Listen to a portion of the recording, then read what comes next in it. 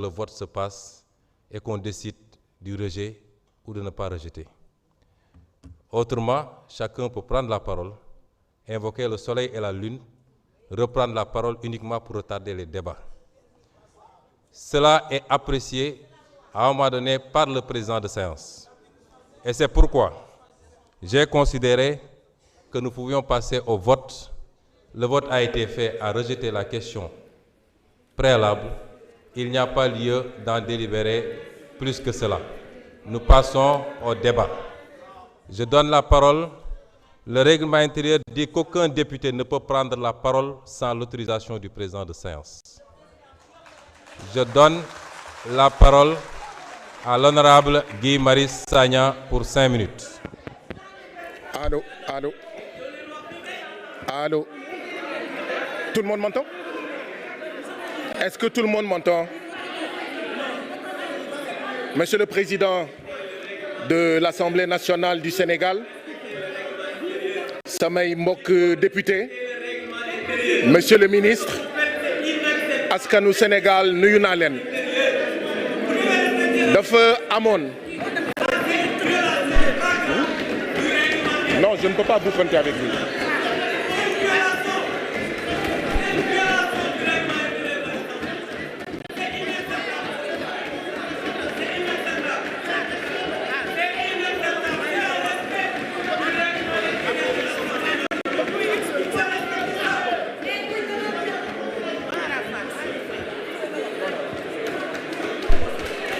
Honorable député, je vous fais un dernier appel. Rejoignez votre place, ça va mieux pour vous.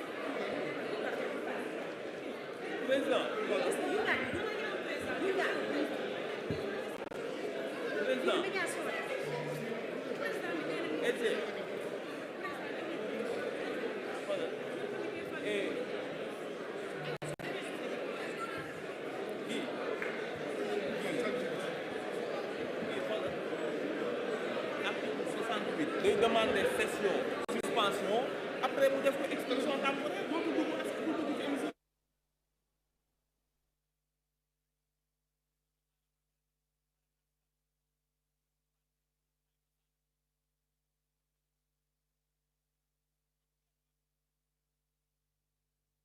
ko dem génnee.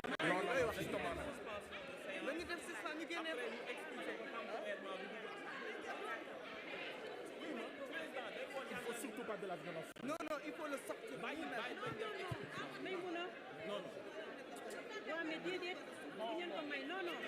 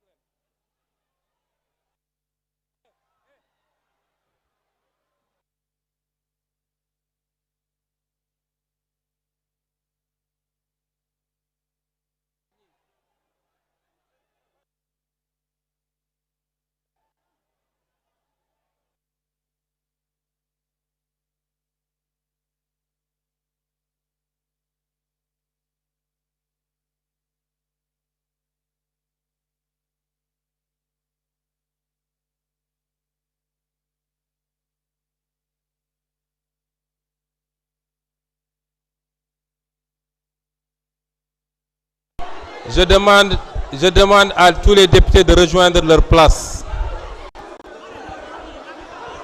Je demande à tous les députés de rejoindre leur place.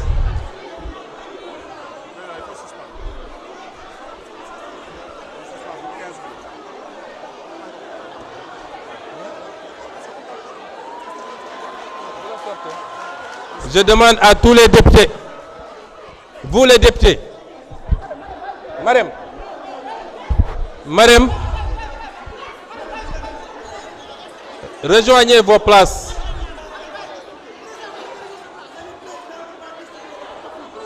Allez, Marème Baké.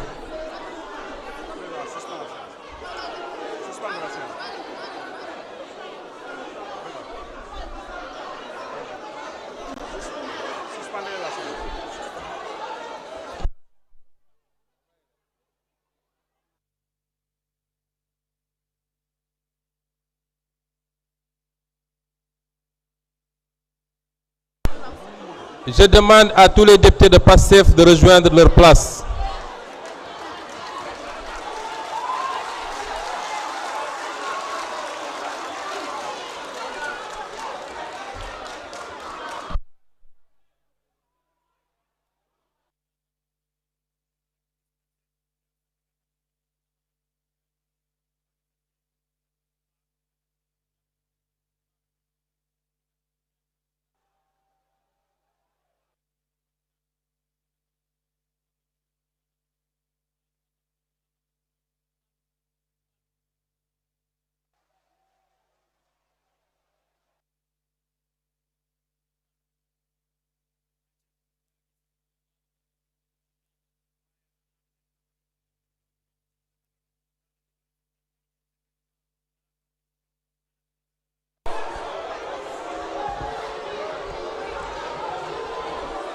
Honorable Guy Marius Sagna, vous avez la parole.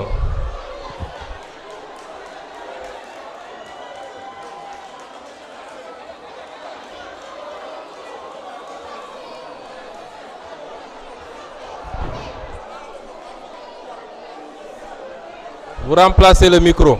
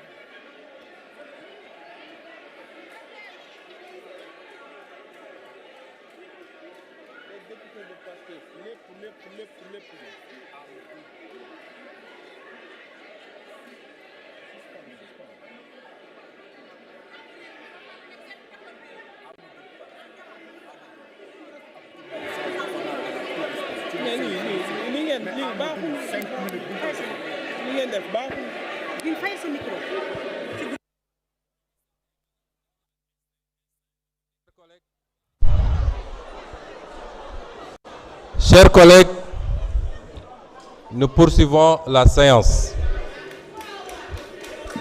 Je voudrais d'abord rappeler un certain nombre de règles. Je l'ai rappelé la dernière fois ici.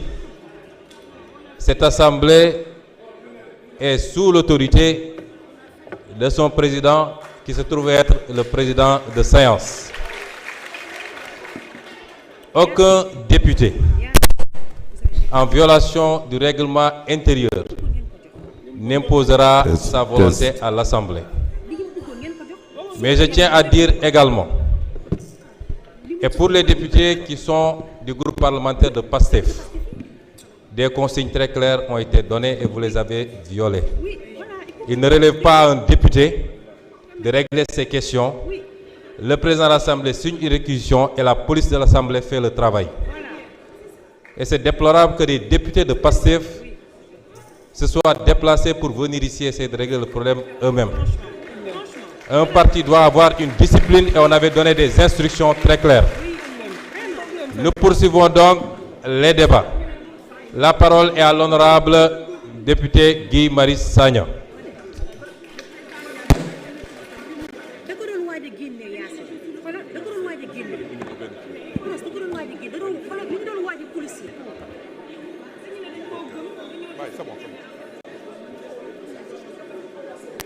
enjeu politique bi xoolal mais Thérèse wax na ko soxla te am nañu image bi rek lañ bëggoon am nañ image c'est tout. C'est bon. non Yacine c'est pas On respecte le règlement intérieur. politiquement enjeu bi li ñu ko may xoolal ah.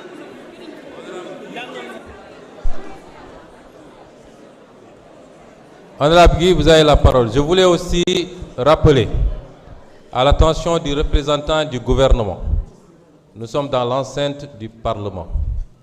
Lorsqu'un ministre veut quitter la salle, il doit en demander l'autorisation. Honorable Guy, vous avez la parole.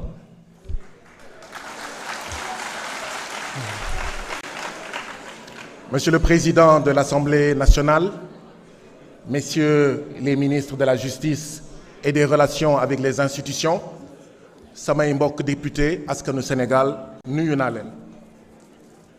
Mbokk yi dafa am benn doomu Afrique bi nga xam ne mu ngi tudd Axel Kabou mu bindoon benn téere bi tudd ci nasaraan et si l'Afrique refusait le développement. Ci gàttal est-ce que sax du Afrique moo bañ développement man musuma ànd ak kàddu boobu ak téere boobu ndaxte dama jàppoon ne afro-pessimisme la woon waaye dama jàppoon itam ne benn coggal bu tuuti ci Afrique lëkkaloo ak borom doole yi may woowee impérialiste ñoom ñoo bañ Afrique jëm ca kanam waaye baatu Axel Kabou boobu et si l'Afrique refusait le développement naa ko àbb tey pour ndaje bii ndaxte bu président de la République newee Diomaye Faye ne d'accordul ak déclaration de patrimoine mun nañ ne et si Diomaye refusait le développement du Sénégal ndax Diomaye dafa am lu muy nëbb te ñi nga xam ne ñoo fi doon tëb depuis 5 ak 2 pelés 3 tondus yi nekk ci biti kàddu gi mooy ñooñu bëgguñu président leeral dañoo bëgg li président yi ko jiitu doon def moom mu continue di ko def c'est-à-dire président yi di sàcc xaalisu Sénégal jaarale ko ci fonds politique yi ak yeneen te kenn du ko xam ndaxte boo defee déclaration de patrimoine à l'entrée et à la sortie dañuy xam yow ndax sàcc nga luubal nga alal Sénégal am déet kon révision la boo xam ne day sàmm njëriñu askanu Sénégal ndaxte day sàmm alalu Sénégal ndaxte day jubal jubbanti waaye itam fukki at a ngi Pastef naan man de d'accorduma pour que président nekk chef de parti moom ñu fal ko ci loolu ñu campagne 10 ans ci loolu mu ñëw ne tey dafa bëgg a xotti loolu d'accord na pour que léegi président de la République nekk président de parti xam ngeen loolu mooy lan ñaari Sénégal la Sénégal boo xam ne dafa ne gor ca wax ja femme ak homme politique ca wax ja ak beneen Sénégal boo xam ne Diomaye ci la bokk àndi si ak waa opposition bii ak 3 pelés 2 tondus yu naan déedéet homme politique mën na clignoter à gauche jadd à droite homme politique mën na dige lii bu faluwee def leneen autrement dit débat bu am solo la mooy diggante ñaari camp ñi nga xam ne dañoo bëgg a assainir langue politique politiciens yi bañu ci nekk ay fenkat di sàmm seen kàddu ak ñi nga xam ne dañoo bëgg a wëyal ay naxee mbaay ay maa waxoon waxeet waaye itam révision yii dafa am ñoo xam ne amuñu fit ñoom ñépp dañoo bëgguñu gis ci constitution bi ne sëy Sénégal diggante góor ak jigéen la waaw lobby LGBT yi ñoo nekk seen ginnaaw waaye amuñu fit wax ko moo tax ñuy langaamu kenn du la ci wax ci lan lañu d'accordul kenn ndax ragal nañ wax ne d'accorduñu ci lu ñu wax ne Sénégal sëy diggante góor ak jigéen la waaye révision bi coppite yi ñu indi ci constitution bi mooy dooleel citoyen sénégalais ci ay ressources naturelles am waaye ci ay ressources foncières am ñun xam nañ li fi nekkoon ñoom ñu bëgg ko wëyal ñu bëgg a def de la continuité fii ay homme d'état nekku fi woon ay homme d'hectare ay homme ak góor ay jigéen yoo xam ne sàcc suuf fu ñu fekk suuf sàcc ba ci biir armeer ñu sàcc suuf loolu la ñu wax ne dafay jeex tey jii nii balaa ngaa laal suuf balaa ngaa laal amu Sénégal ci ressource naturelle boo ci buggee def lu am solo da ngay laaj askanu Sénégal jaarale ko ci seeni ndaw muy fii assemblée nationale donc lii dañ ko war a dooleel dañ ko war a votel képp ku wax ne d'accord ci da ngaa bëgg li nga xam ne d'accord moo fi doon am di wëy ba léegi 5 minutes gàtt na mbokk yi kon nañu voté lii tey nañ ko voté ëllëg jërë ngeen jëf. La parole est à Ramatoulaye Ndom, honorable Ramatoulaye Ndaw. Seynabou Yassine Sall Samb se prépare.